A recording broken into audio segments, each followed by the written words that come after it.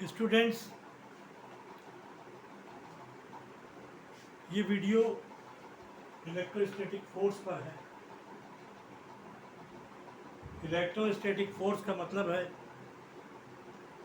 Electrostatic force is a Columbian force between 2 point described bye coulomb. 2 point charges के बीच में जो force लगता है वो कोलम्बियन फोर्स होता है, उसी को इलेक्ट्रोस्टैटिक फोर्स भी बोलते हैं। इलेक्ट्रोस्टैटिक फोर्स रिपल्सिव भी होता है और एट्रैक्टिव भी होता है। जब सेम चार्जेस होते हैं तो रिपल्सिव होता है, जब डिफरेंट चार्जेस होते हैं तो एट्रैक्टिव होता है।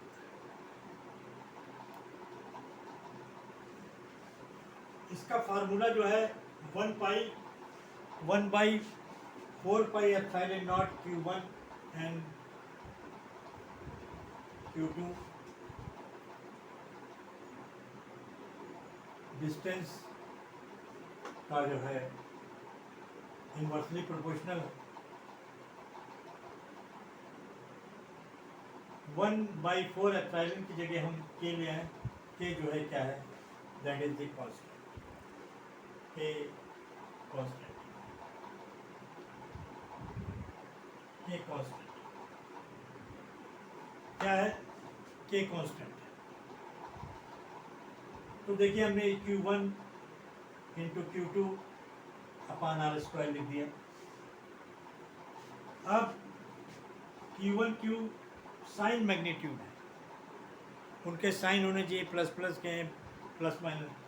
Sign magnitude of 0.4 plus plus में है कि माइनस माइनस में है, इसको आपको शो करना पड़ेगा। अब देखिए इलेक्ट्रोस्टैटिक फोर्स जो होता है वो सेंट्रीफ्यूगल फोर्स और सेंट्रीफ्यूगल फोर्स के बराबर होता है। इलेक्ट्रोस्टैटिक फोर्स से ही सेंट्रीफ्यूगल फोर्स, और जहाँ पर सेंट्रीफ्यूगल फोर्स होता है वहाँ पर सेंट्रीफ्यूगल फोर्स भी डेवलप हो जाता है फॉर सम टाइम बीइंग। जब कोई चीज़ सर्कुलर पाथ पर मोशन कर रही है, जैसे कि हमारा अर्थ सन के चारों तरफ, जैसे कि इलेक्ट्रॉन न्यूक्लियस के चारों तरफ मूव कर रहा है, तो ये आपका फार्मूला mv² अपान r, यही सेंट्रीफ्यूगल के लिए है। और ये दोनों फार्मूले मिलाकर और एंगुलर मोमेंटम का फार्मूला मिलाकर हम बहुत सी चीज़ें बनाते हैं, बहुत से एक्सपेरिमेंट करते हैं, बहुत सी चीज़ों को निकालते हैं।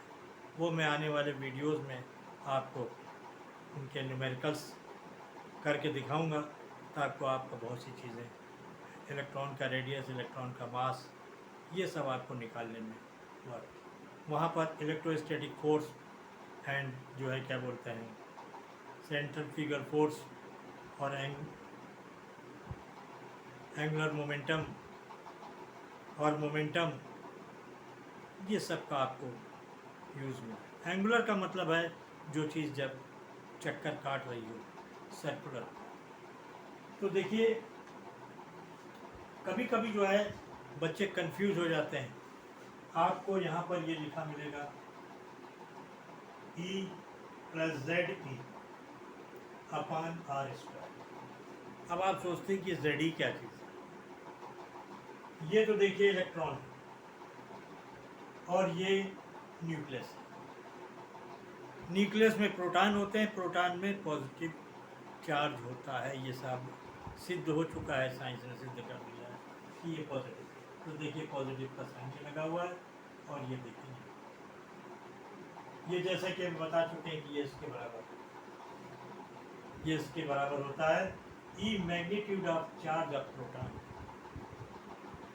प्रोटॉन का चार्ज है, Z एटॉमिक नंबर है, और Z जब हम लिख देते हैं तो ये न्यूक्लियर चार्ज कहलाता है। क्या कहलाता है? Nuclear charge. न्यूक्लियस पर जो चार्ज आता है वो प्रोटॉन की वजह से। न्यूक्लियस में न्यूट्रॉन भी है, लेकिन वो न्यूट्रल, उनकी वजह से चार्ज नहीं आता है।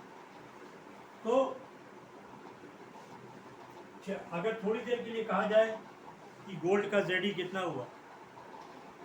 Charge of gold nucleus, gold का जो न्यूक्लियस है उस पर क्या चार्ज होगा, तो जेडी होगा, JD in atomic number of gold, और जेडी जो है 79, ये प्लस जेडी कहलाएगा। इसकी वैल्यू कितनी होगी, प्लस 79।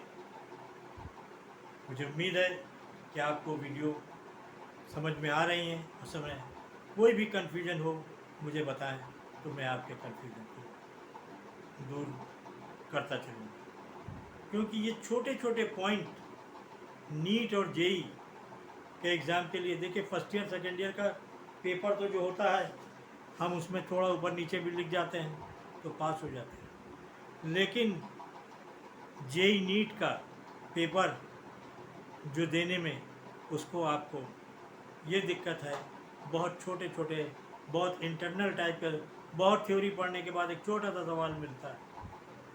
तो मैं इस तरीके से इसलिए बार बार आपको चीज़ों को अलग करके बता रहा हूँ, ताकि आपको ये बच्चे कर कंफ्यूज हो जाते हैं अक्सर, ये जेडी क्या है, ये इलेक्ट्रॉन है और ये प्रोटॉन, और ये इलेक्ट्रॉन।